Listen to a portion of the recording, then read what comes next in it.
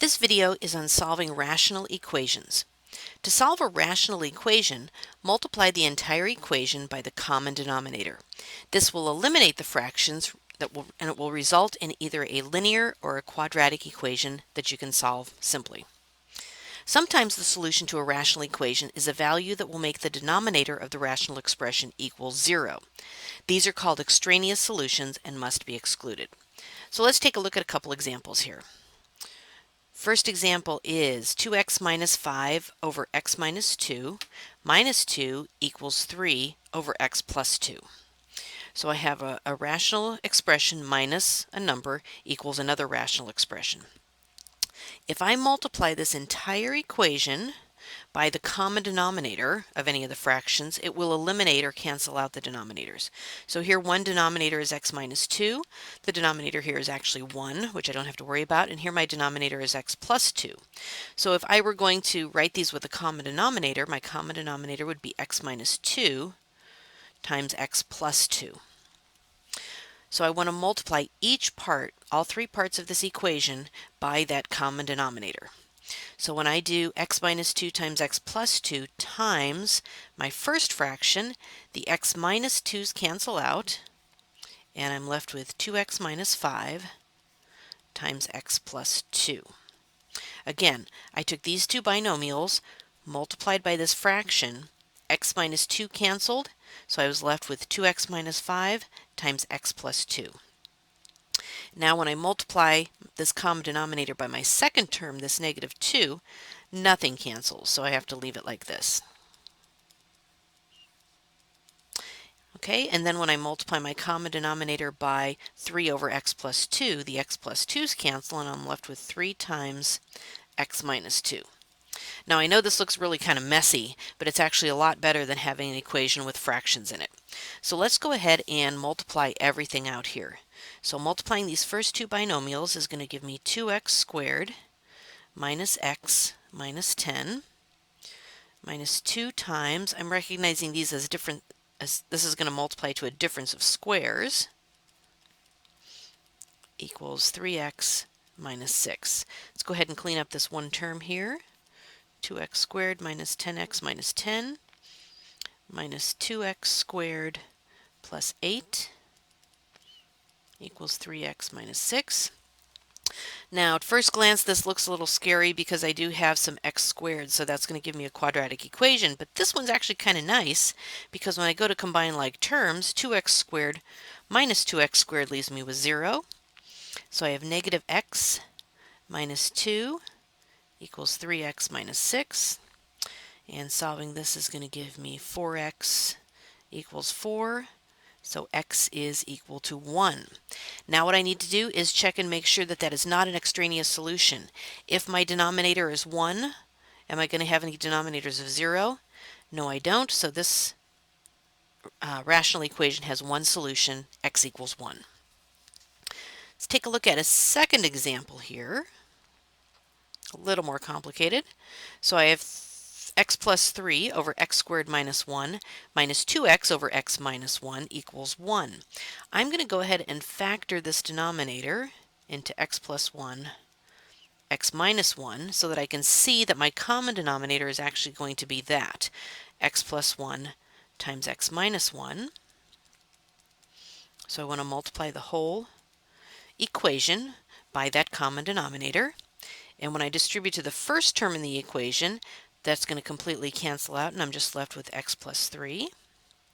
And then when I distribute that to the second term, the x minus 1's are going to cancel, and I'll be left with negative 2x times x plus 1 equals, and then when I distribute to the 1, I don't have anything. It just gives me x squared minus 1. Nothing cancels out. So let's go ahead and clean this up a little bit. Minus 2x squared minus 2x equals x squared minus 1. This one is not quite so nice because I do have some x squareds and they're not going to cancel each other out. So I'm going to set this is going to be a quadratic equation. I'm going to set it equal to 0, and personally I like to keep my coefficients of x squared positive, so I'm going to move everything to the right hand side. So adding 2x, actually I probably should have combined my like terms over here first. Let me do that first. So this is negative 2x squared minus x plus 3. Is that right? Yeah, there we go. Equals x squared minus 1. Okay, now let's move them over and make this equal 0. So adding 2x squared gives me 3x squared. Adding x gives me x, and subtracting 3 gives me negative 4. So I have a quadratic equation here. I'm going to factor that, and that factors into 3x plus 4 times x minus 1. And that's going to give me two solutions. X equals negative 4/3 and x equals 1. Now I need to check and see if either of those is an extraneous solution that would make the denominator 0. And looking back here, I notice that x cannot equal negative 1 and x cannot equal 1. So it can't be that one. That's my extraneous solution, and so I have one solution of x equals negative 4/3. So here are a couple practice problems I'd like you to try on your own. So go ahead and stop the video and do these in your math journal. Okay, let's take a look at these two problems here. We need to solve each rational equation and identify any extraneous solutions. So first thing I'm noticing about this one is that my denominators are factorable. So I'm going to go ahead and factor that into 3 times n plus 2, and this can factor into 5 times n plus 2, and that's going to make it a lot easier for me to find my common denominator that I need to multiply the whole equation by. So my common denominator is going to be a 3 times a 5 times an n plus 2. Because that's what, if I had to write these all with the common denominator, that's what it would be. So when I distribute this to my first fraction, the 3 and the n minus 2 are going to cancel, and so I'll just be left with the 5 times the n that was already there. When I distribute my common denominator to the second fraction, the 5 will cancel, the n plus 2 will cancel, and I'll be left with a negative 3 times n. And then when I distribute to my 2/5, the 5's will cancel, and so I have 2 times 3 times n plus 2. This actually isn't too bad, so that's going to give me 2n equals, that's going to be 6n plus 12. Subtracting 6n, negative 4n equals 12, and dividing both sides by 4, I get n is equal to negative 3. And then a quick check, negative 3 does not make any of my denominators 0, so that is my one solution. And our last example here is kind of nice because I see that I have the same denominator for both of those. So my common denominator, and my denominator on the 2 is 1, so my common denominator is going to be n squared minus 4. No need to factor that because I don't need to see that one of those factors might be a part of a common denominator. So when I distribute to my first fraction, so when I do that one, I'm just going to get n squared minus 3n. When I distribute to my second one, it's going to cancel out and I'll have negative 10. And that's equal to, okay, this is not going to be quite so nice, 2 times n squared minus 4. Okay, so let's go ahead and solve this. 2n squared minus 8. And again, I'm going to have a quadratic equation I have to solve because my n squareds do not cancel out. So I'm going to keep my coefficient of n squared positive. So subtracting n squared on both sides gives me n squared. Adding 3n gives me plus 3n.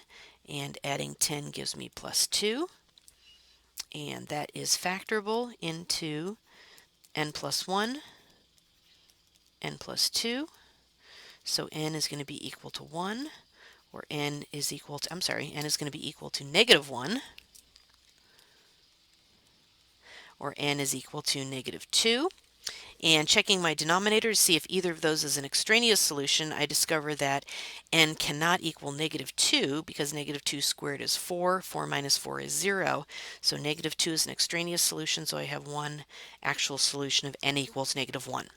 So in this video, we took a look at how to solve rational equations by multiplying the entire equation by the common denominator.